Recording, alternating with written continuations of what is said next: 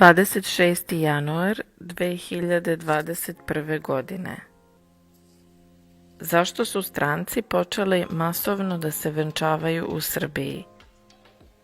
Amerikanac James iz New Jerseya i Ruskinja Nona iz Moskve su se venčali u Srbiji zato što nisu mogli da putuju jedno kod drugoga zbog korone.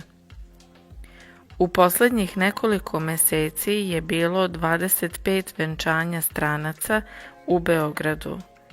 Stranci kažu da je Srbija trenutno dobro mesto za venčanje zato što je jeftino, nije teško ući sa negativnim PCR testom i nema karantina.